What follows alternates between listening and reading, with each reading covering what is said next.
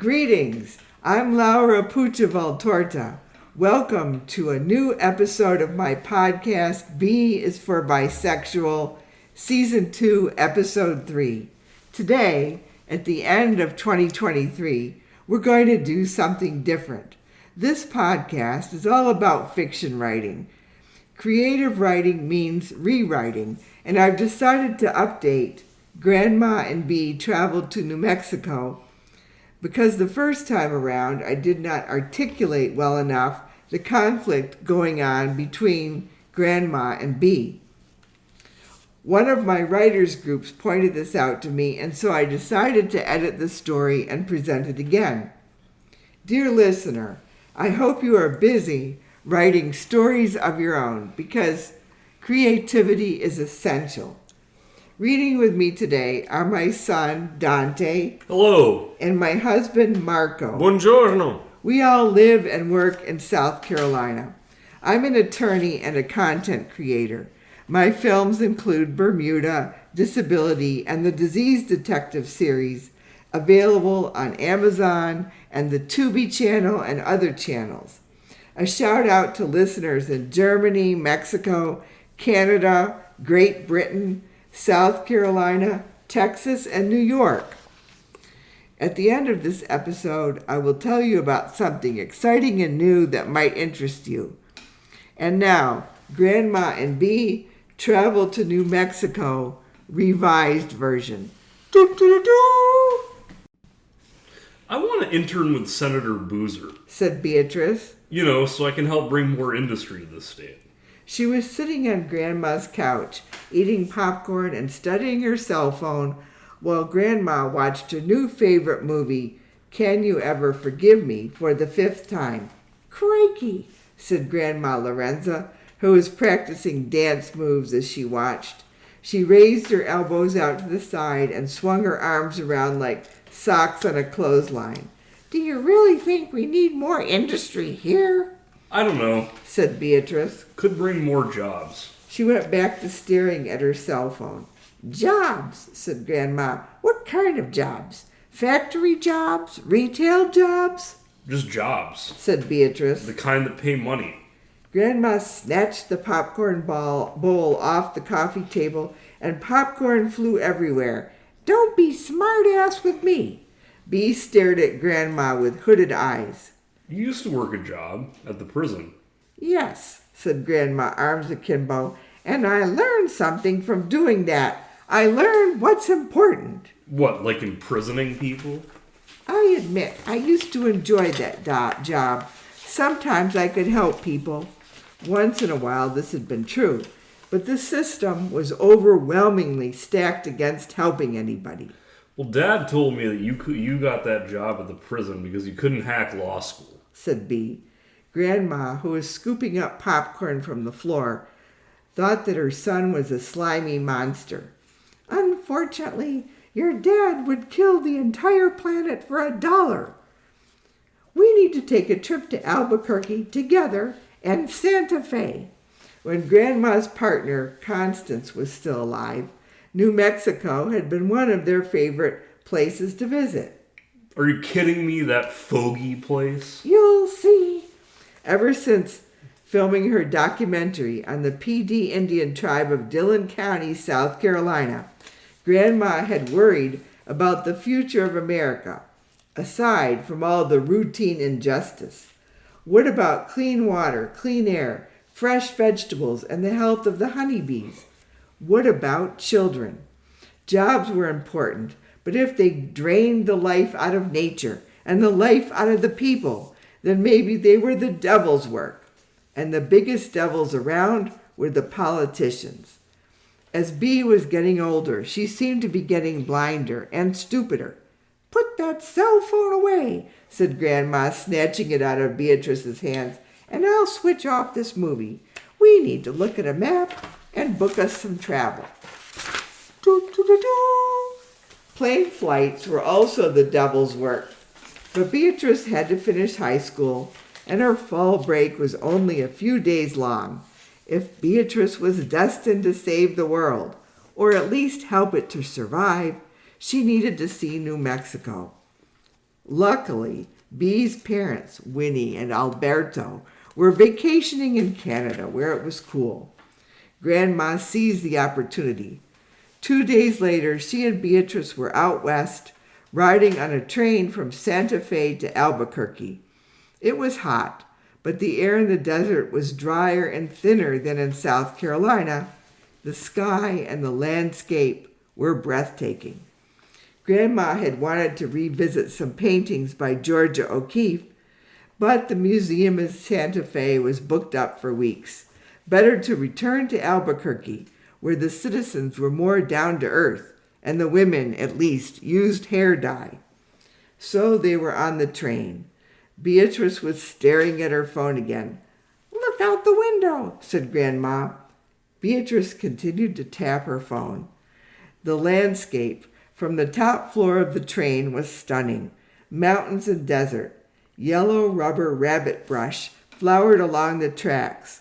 Ditches filled with blue water divided the fields. Small stucco houses pebbled the dusty brown earth. The train stopped right after leaving downtown Santa Fe, and about 50 students bustled on board, laden with backpacks. They were like sunlight bursting onto the train. Brown skin, Siberian eyes. Zuni or Isleta, maybe, thought Grandma. Skins was a slang word, and she didn't dare to say it out loud. The kids sat next to them and across from them, slinging their backpacks aside and pulling out their cell phones. Those damned phones. Grandma wanted to forcefully turn these kids' faces toward the window and peel open their eyes. The mountains were shining brown and pink, like one of Georgia O'Keeffe's paintings. The old-fashioned electric poles, some with dangling wires, often had green and clear glass insulators on them, like the old-fashioned kind Grandma's father used to collect. The Indian boy sitting across from them on the train had stick brown hair that almost fringed over his eyes. His skin was the color of strong iced tea. Grandma reached over and smoothed Beatrice's silky blonde hair, a sandier color than the yellow rubber rabbit brush flower. She then ran her fingers through her own exciting electric frizz. Grandmother and granddaughter, their hair was so different from one another, and yet they were kin. Bea had Grandma Lorenza's spirit. Grandma needed Bea to listen to her. "Remember, Bea, tomorrow when we see George's paintings at the Albuquerque Museum," that Fox Stieglitz had very little to do with her success, aside from setting up a gallery show for her, fucking her over, and leaving her for another woman. He died in 1946. She died 40 years later, worth $35 million just for being an artist. Both the teenagers stared at Grandma. "My grandma is an artist," said the Indian boy. "She carves designs on black pots for the tribal festivals." "Oh, nice," said Grandma. "Will she be at the Cultural Center this weekend?" "Yes, she's got the whole table out for the balloon festival." "Do you go to the tribal school in Santa Fe?" "Yes," said the boy. Then he went back to his cell phone, but Grandma saw that Bea was looking at him, pretending not to, studying him. "What's your name?" said Grandma. "Lonan." "Oh, a nice name." The railway porter, a tough white woman wearing a uniform, came around to check the passengers' fares. Grandma pulled the receipt from her pocket, and the porter nodded.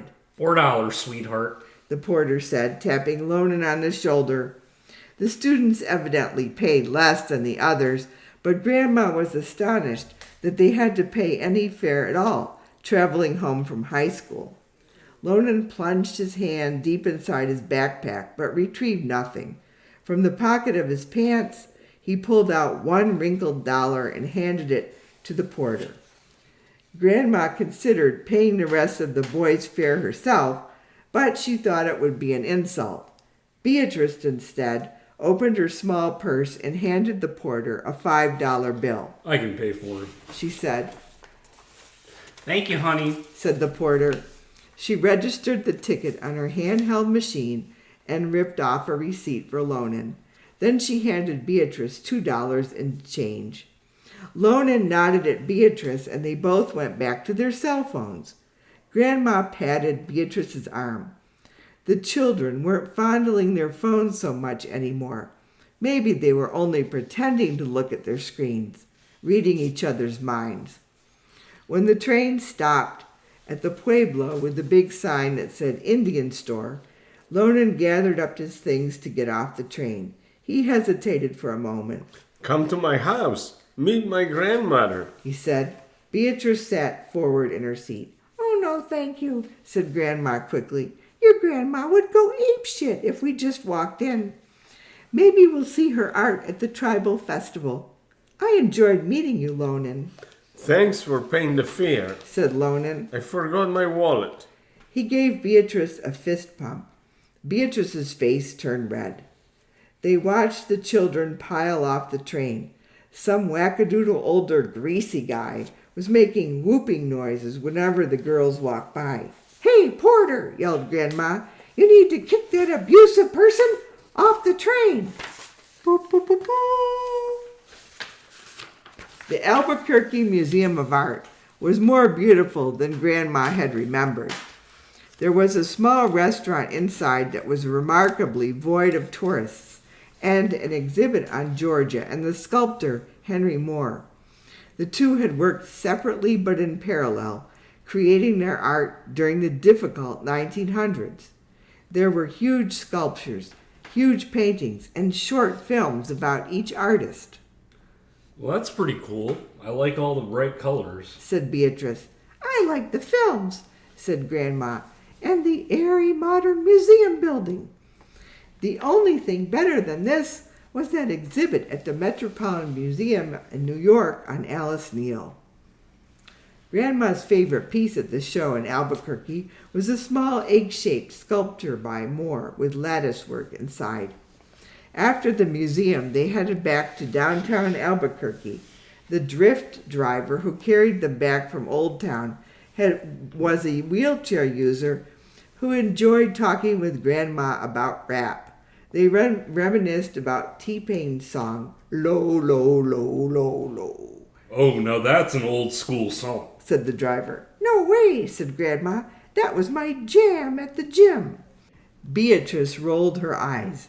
They ate tacos and ramen at the 505 food court 3 blocks away from their hotel. The music there was too loud. "For a frou-frou hotel like the Andalus," said Grandma, "this sure is a rat-infested neighborhood."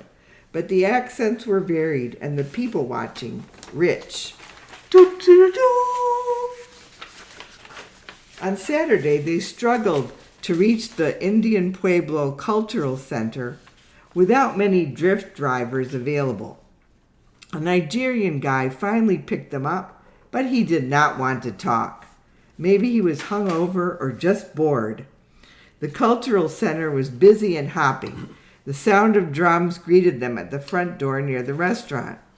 They paid to go out back and see the dancers. The first thing they noticed about the dancers, 3 teenage girls and 2 boys, was their colorful fancy clothes, too hot for the New Mexican sun. All 5 children danced. They were sweating as adult men played the drums and sang. The smallest boy called out the step changes as he attempted to kill the deer played by the other boy. Grandma clapped along. Beatrice folded her arms across her chest. Deer and hunter chased each other back and forth as the girls danced, back straight, hands held out in front of them. The girls wore boots and chubby white leg coverings. In the audience, a small blonde girl danced with abandon until, unfortunately, her mother shushed her and pulled her aside. Grandma wanted to dance too, but she restrained herself. The rhythm appealed to everybody. Beatrice just smiled and watched the dancers. Everyone applauded wildly at the end. "That was beautiful," said Bea. Between dances, a gaggle of teenage boys gathered to sneak look at the dancer girls. The boys whispered and made many rude comments. "Which one do you like?" skins. The one on the right. They had picked the shorter, smaller girl. Grandma glared at the boys as they scampered away, just like skinny kids with floppy hair and boatloads of attitude. 3 different colors of skin. After grooving to the dances, Grandma and Bea perused the tables of arts and jewelry on the side. There were fancy clay jars, necklaces, and colorful woven backpacks. Bea headed for the table of jars with black glaze, pictures etched onto them. Lonan, Said Beatrice. There he was with an older woman who was sitting in a lawn chair stoically, as many tourists touched and commented on the designs. There were images of deer dancers and triangular borders on some of the jars. Lonan smiled. He and Beatrice fist bumped. "Hi, I'm Lorenza," said Grandma. "We met your grandson on the train." The older woman nodded. I heard about you. She said something to Lonan in an Indian language. Lonan pointed to one of the smaller pots. She says you can have one of these for free. "Oh, thank you. It's lovely," said Grandma. "I want to buy one of the bigger pots also and have them both shipped back to South Carolina." She pointed to a pot with a female dancer wearing all of the regalia, including headdress and chubby leggings. That's a nice one. Said Lonan's grandmother. I made that after my daughter, who was a dancer when she was in high school. She's a nurse now. "I hope you have other pots like it with your daughter's picture on them." Yes, I do. Beatrice and Lonan continued to smile and stare at one another. "Please put a card inside the bigger pot," said Grandma, "so we can have your email address." She pulled her own filmmaker card outside of her small coach purse and gave it to the grandmother. "Here's my information."